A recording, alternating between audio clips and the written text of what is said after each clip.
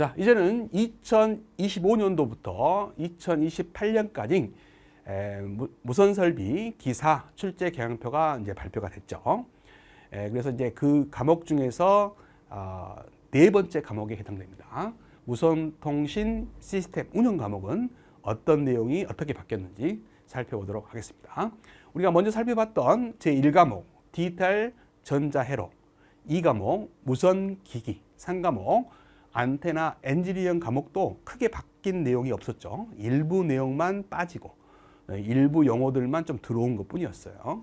크게 바뀐 내용이 거의 없었죠. 마찬가지입니다만 이 시스템 운영은 다른 과목에 비해서는 약간 바뀐 내용이 있고요. 추가된 내용이 약간은 있어요. 이게 다른 과목보다 약간 많을 뿐이지 크게 변동 내용은 없다. 그래서 기존대로 공부를 하시고 추가된 내용만 따로 공부하시면 되겠다. 이렇게 생각되어집니다. 자, 첫 번째 내용을 살펴보죠. 자, 정보통신 설비 검토에 무선 설비 적용하기와 전송 설비 적용하기 파트를 보면요. 무선통신 시스템의 개념, 이렇게 용어만 약간 바뀌었지 그전 표하고 비교해 보시면 용어만 약간 바뀐 거지 내용은 바뀐 게 없어요. 그 다음에 무선통신 시스템 용도별 구성 방식 마찬가지고요. 그다음에 전송 계기와 다중화 장치, 다중 접속, 특히 이제 OFDM-A 기술을 소개했습니다. 뭐 다 전에도 공부했던 내용이죠. 그래서 여기에는 크게 변화된 내용이 없다. 이렇게 보시면 되고요. 자, 그다음에 이제 고정 무선 설비 설계 적용하기 파트에 가시면 고정 무선 설비 기술 이해 마이크로파 중계 방식. 뭐 기존에도 이제 공부를 열심히 했던 파트 아니겠습니까? 그다음에 이제 링크 설계와 가용률 예측 시스템에서 수신 레벨과 수신 한계 레벨. 뭐 이런 내용도 기존에 또 있었어요. 예, 요즘 들어서 이제 페이딩에 관한 내용들이 많이 출제가 되죠. 그리고 경감책, 페이딩의 종류 이런 것들이 많이 나옵니다. 그 전에도 이제 많이 공부했던 부분이죠. 페이딩 이해하기와 대책 기술. 그 전에도 중요시 다뤘던 파트예요. 여기도 바뀐 내용이 없다. 그다음에 위성통신 설비 설계 적용하기에서 위성통신 시스템의 개요, 그다음에 위성통신 시스템 구성, 송수신 설비하고 지구국 중계. 바뀐 내용은 없습니다.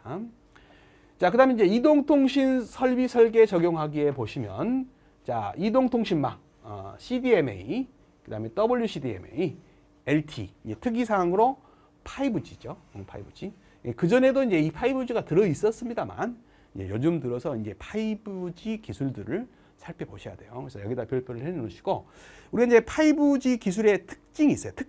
특징은 일단 초고속 속도가 빨라야 됩니다. 그래서 이제 목표 속도가 20GBps예요.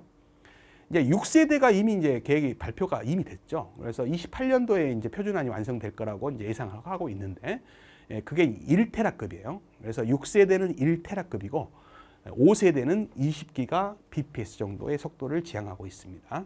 이렇게 아셔야 돼요. 그다음에 초연결, 그다음에 초지연성, 이게 세 가지 5G의 특성이에요. 특성. 그다음에 특히 이제 이동통신에 적용되고 있는 5세대 기술, 구체적으로 뭐가 있냐? 빔포밍 기술이죠. 빔포밍. 자, 여러 개의 안테나를 배열해 가지고 위상과 진폭을 조정하게 되면 특정 방향을 향하게 돼요.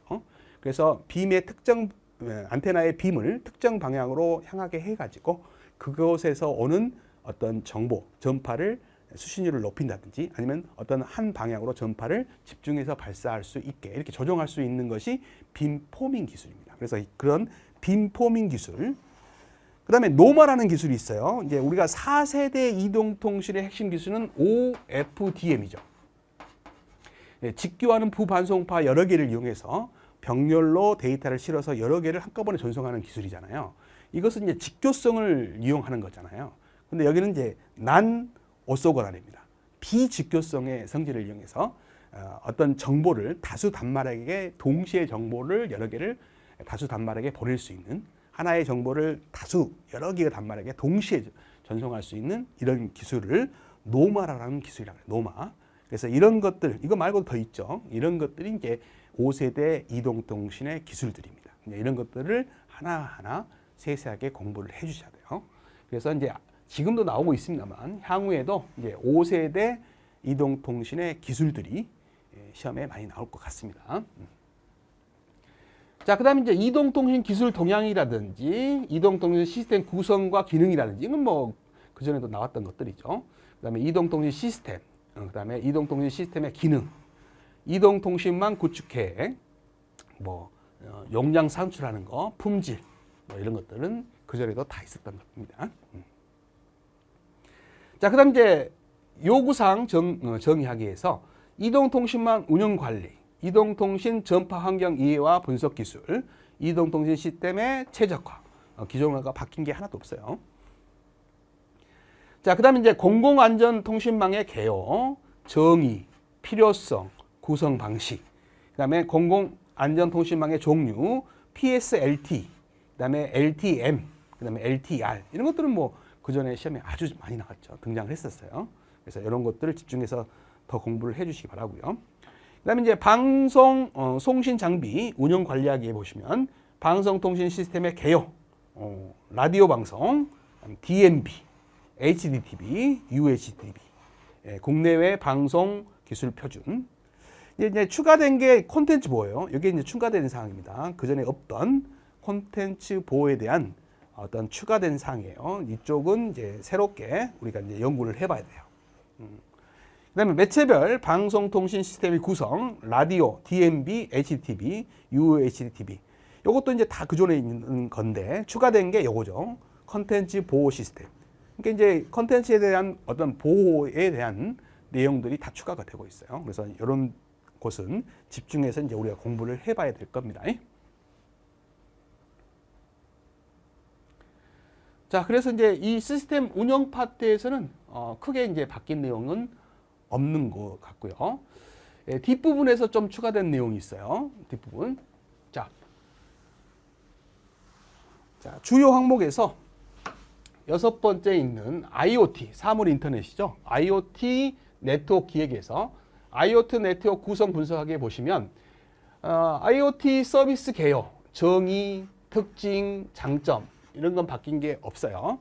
근데 이제 이게 추가가 됐습니다. IoT 시스템 구성 요소, 센서, 통신 장비 등 IoT 보안 이게 추가가 됐어요. 그래서 여기다 이제 별표를 하시고 사물 인터넷에 관련된 IoT 관련된 문제들은 이제 다양하게 있으니까 추가적으로 제가 이제 설명도 드리고 올려드릴 테니까 이쪽 파트의 문제를 많이 풀어보셔야 될 것 같습니다. 자, 이미 이제 정보통신 쪽에서 IoT 문제가 많이 출제가 됐어요. 그래서 이렇게 새롭게 추가된 내용은 그런 정보통신에 있는 문제와 응용 문제를 더해가지고 여러분들한테 강의를 해드릴 겁니다. 그래서 이런 추가된 부분들을 집중해서 이제 공부를 하셔야 됩니다. 자, 그다음에 단거리 이제 단근거리 통신 방식, 무선 팬 기술과 무선 랜 기술이죠. 그래서 무선 팬 기술과 무선 랜, 여러분들 블루투스, UWB, 그다음에 지그비, 무선 팬 기술, 무선 랜 기술 이런 것들은 다 그동안에 배웠던 내용들이죠. 근데 이제 추가된 것은 이제 보안 시스템이에요. 항상 이런 보안 시스템이 지금 추가가 되고 있어요.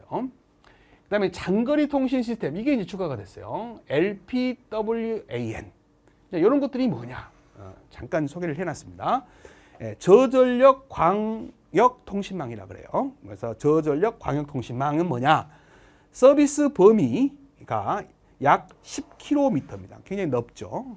10km 이상의 광역에 매우 넓고 초당 최대 수킬로비트죠. 속도는 좀 빠른 편은 아닙니다. 수킬로bps니까 이하의 통신 속도를 제공하는 전력 소모가 적은 무선 광역 통신망이다. 이게 이제 LPWAN, 저전력 광대역 통신망입니다. 자, 이런 용어들도 이제 정리를 하셔야 돼요.